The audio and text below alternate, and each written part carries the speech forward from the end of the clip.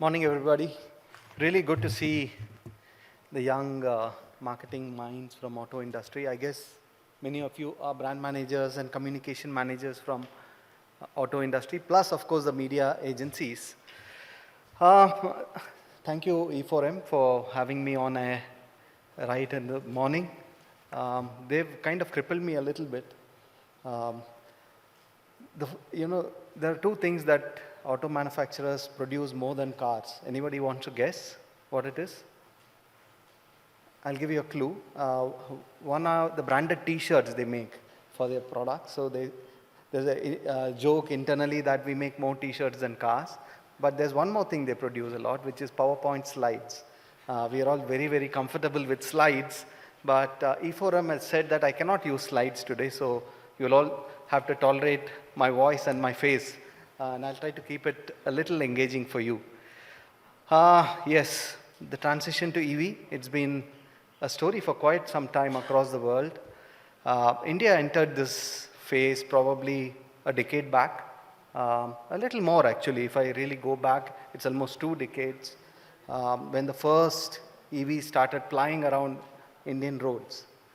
That was quite a head start, I would say, but it's also a little bit of, I would say, stereotyping that happened around the category.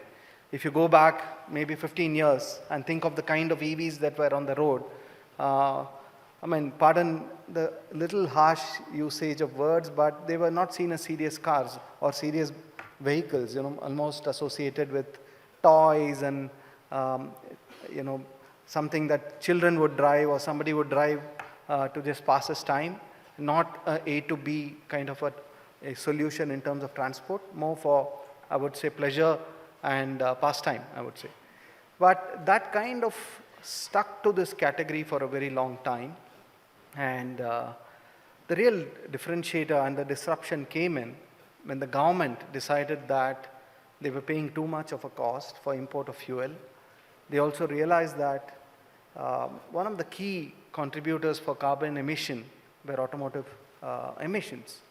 And with the entire world looking at, carbon reduction of carbon emissions, reducing global warming, the onus was on the government to reduce emissions and take very firm stand on emission norms across various industries, but definitely automotive. So the first seed was sown when the government actually sent out a tender under the Energy Efficient Systems Limited Company for four-wheelers on EVs for use by government employees. This was sometime around 2018, and for the longest time, nobody even catered to the tender. That was a state of how electric mobility was taken by auto industry. But just about 6 months before the tender was supposed to be closed, there were a lot of frantic calling by government officials to all manufacturers, asking them to participate. It was then that the first whiff of subsidies and the seriousness of the government in terms of moving firmly towards reducing emissions, moving firmly towards reducing import subsidies, becoming more, I would say, green energy centric in terms of power generation within the country, started making sense to manufacturers. At that point of time, Tata Motors said that let's give it a shot. And we started thinking of making an electric vehicle 4 months before the last date of the tender. And believe it or not, we had a product on the table, on offer in just 4 months. To give you a reference, many of you are in the industry, it takes about 3 years to develop a product. And Tata Motors turned it around in 4 months. I think that is a clear sign of what Tata Motor really stands for. It is about agility, it is about innovation, and it is about cost efficiency. Obviously, the story went on. There were a couple of other manufacturers also who participated. We did put a few cars on the road. You would have seen it around Delhi quite a bit in 2019, early 2020. I would say, to be very honest, it was a cycle for the government, it was a learning cycle for us. And that's why these cars were designated to government officials, because they could use them, give feedback to us, to the government as well, on how reliable, how efficient these products were. We learnt a lot from it. So much so that, we got tremendously positive feedback by anybody who using it, both in terms of the comfort, the silent drive, and of course the cost of operation. Then we decided that it's time to go mainstream. It's time to actually introduce a product, not just for a select set of government officials, but for the common man. And come 2020, early in 2020, just about 5 years back, we launched the Nexon EV, which today, even today, it is seen as the benchmark and the primary car which moved India towards electric mobility. Suddenly you had a car which had great power, absolute silence when driven, about 1/10 the cost of driving a petrol car, and just about 20% higher in price. I think the demand went through the roof. The first 3 years have been really, really strong. We could hardly manufacture enough cars to supply the demand that we had. Then we faced several headwinds. Obviously, battery prices went up. We were not making money. And there was also a lot of, I would say, second thoughts or negative communication around electric mobility, which is where the marketing might was woken up, saying that, listen, we guys can't just sit back and enjoy the demand. We need to start creating demand. We need to start breaking some of the myths around electric mobility. There were several questions. Is electric mobility really green? Are hybrids a better solution? What about the safety of electric vehicles? Some odd incident across the world where some electric vehicle catches fire was blown up as happening just around the neighborhood in India.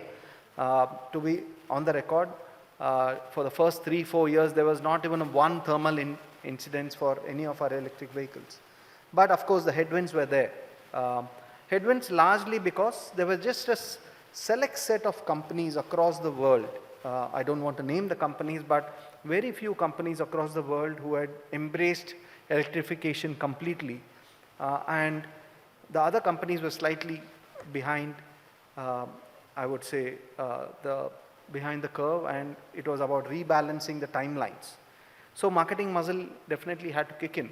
In the meanwhile, what happened was the government obviously went all out. They announced PLI subsidies, which is production-linked incentives to really subsidize production, local manufacturing, and localization.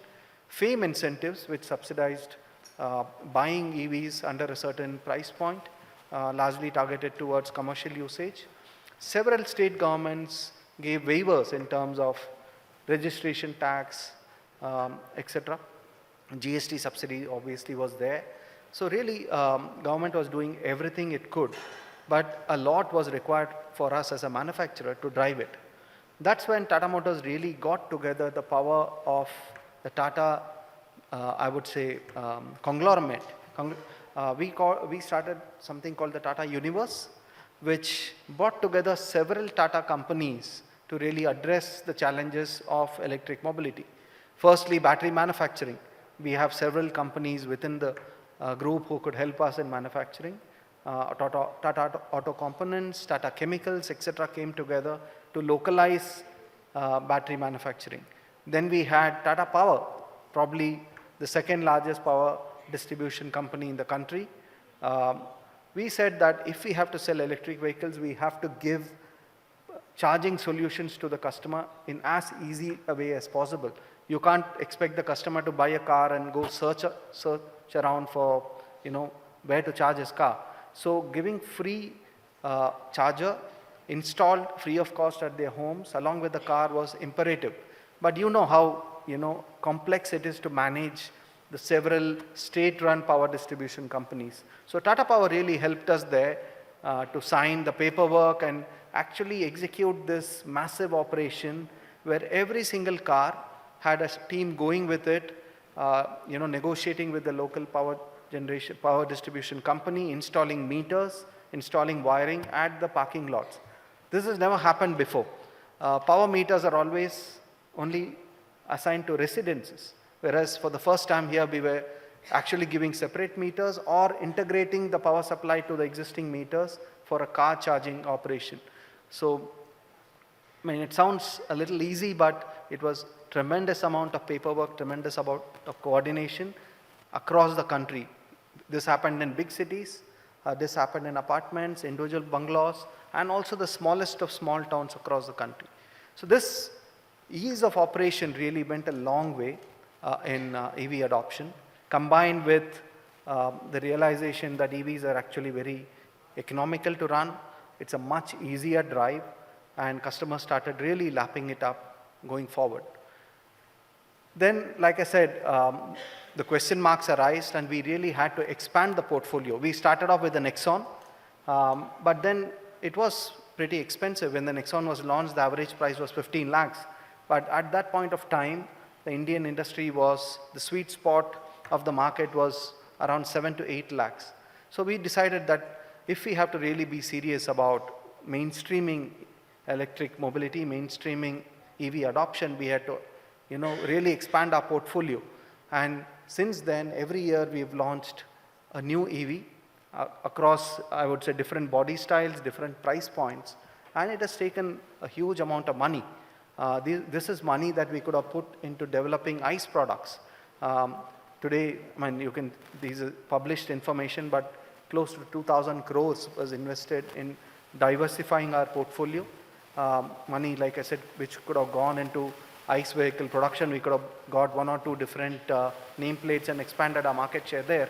But being the Tata Group, we said that we have to aid the government and move the country towards, a better future, which will aid lower emissions, which will aid electrification.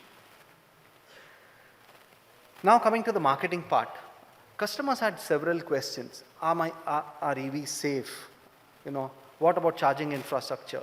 What happens if I get stuck in the middle of the road without charge? Is it safe in terms of tech? Is it safe for me to drive around and not get stranded? And a huge amount of effort was put into what we call as myth-breaking campaigns. And these campaigns, these couldn't have been television commercials. So we adopted a very educationary approach. So obviously, when we saw the ad, YouTube played a big part, but also several on-ground activations.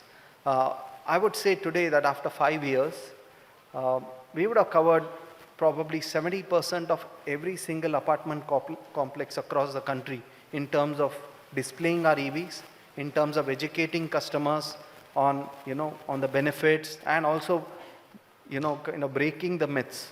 The kind of ground level operation that has been, executed over the last 3-4 years, we can't put money behind it. I mean, we can't estimate the money behind it, but I can tell you that the man hour spent, the sweat spent by our dealers and our partners have been immense. And this has really broken several myths, created a lot of positivity among consumers, but also created awareness for EV adoption. So it not only helped Tata Motors, but today you can see that many other companies are getting into electric mobility because of that. There was a lot of pushback if EV is the right technology at that point of time. Like I said, there were some other technologies also, like hybrids, being thought about. Is it a better solution to have an interim tech coming in before I move completely away from ICE technology, which is internal combustion engine, petrol, diesel, to a more sustainable mobility? Should I take 2 steps or should I take 1 step to electric mobility? That's the question customers asked. And hybrid, which is not a new tech, it has been around for more than 3 decades, suddenly became talk of the town. I'm sure many of you would be driving hybrids now. So we had an unlikely competition for electric adoption, not a tech which came from the future, but a tech which came from the past. And that really posed a completely different challenge for us. And from the marketing point of view, again, a lot of effort. I would go back to probably 3 years from now, where the first Kashmir to Kanyakumari run was done in one of our cars to just showcase, the kind of capability of EVs, to showcase that this kind of distance could be done purely through public charging without any problems in the vehicle and at a very, very low cost. And that single event really helped us a lot in terms of dispelling several myths, I would say, and also kind of comparing the ease of driving, cost of driving, and the ability to drive long distances. As you can see, the marketing around EVs has, of course, been on mainline, on digital, traditional brand metrics have been followed, but a lot of on-ground effort, which is not seen or measured, has gone into really popularizing this. The challenge we faced is, it is not a technology which phases in, phases out. Many people speak about EVs being akin to telephones. You have the old, I don't know if any of you have seen this, the old dial telephones moved to button telephones, landlines, and then gradually moved to mobile phones. In that case, you're not giving up your old phones. You still have the old phones and gradually move to a new tech. But in the case of EVs, it's about completely giving away the old tech which you trust and taking a leap of faith into a completely new technology. And that is the challenge as a consumer. The choice had to be made. And that is why a trusted brand like Tata had to really handhold the consumer and tell the consumer that, listen, we are here. If anything goes wrong, we completely believe in this tech. If anything goes wrong, we are there to support you. That's why we really amped up our, what we call as, on-road service. In case there's a breakdown or there's a lack of charge or charge running out in the middle of the road, we actually gave the support of giving premium cars to customers as alternative. We hired a fleet of cars which are one segment above our EVs and gave it to the consumers. We appointed third-party operators who were available just at a phone call to go and either support the customer in terms of charge or have a towing service to rectify the EVs which are stranded. So it's not, we have to be very upfront here. It's a new tech. There were problems, software-related issues, battery-related issues. Sometimes the entire driving pattern of customers have had to be very different with EVs. You can't drive it the way you drive a ICE vehicle. So that level of education and trust building had to really happen. And these are the, I would say, not fashionable marketing, not the glamorous side of marketing, but I would still put this entire package of building trust as very solid marketing done by the EV team. Moving ahead, what are we doing now? Now I think I would just like to highlight one point. This year in Bharat Mobility, which was earlier called Auto Expo, there were a lot of new launches. For 4 years, Tata was the only company talking about EVs, pushing the EV agenda. But this year, every single manufacturer launched EVs, and most of them launched only EVs. In fact, Tata Motors was the only company which launched both EVs and ICE vehicles. So in a way, it was a bit of a satisfaction for us in the group, Tata Group, for having embraced this future-facing tech 4-5 years back, committed a lot of money, committed a lot of skill and personnel to support this movement towards an emission-free society. And it was a validation for us that we were in the right path and the entire industry is now embracing the move to EV. Today, the kind of marketing we are doing and we will do is really different. Now that the category is kind of settling in, we move to the other extreme of advanced digital marketing. It's all about customer cohorting, exploring innovations. MarTech is the name of the game, unified lead captures, CDP-driven marketing to really attract customers at the right time in their buying cycle, continuous optimization and marketing intelligence. So from very ground level marketing, we are making the transition to more smart marketing because I would say the category is rapidly becoming more mature, rapidly becoming mainstream. Today, I can say that the consumers are convinced that they will buy an EV.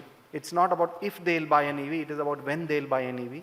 And it's a credit to the marketing department in Tata Motors to have really made this change in Indian consumers' mindset.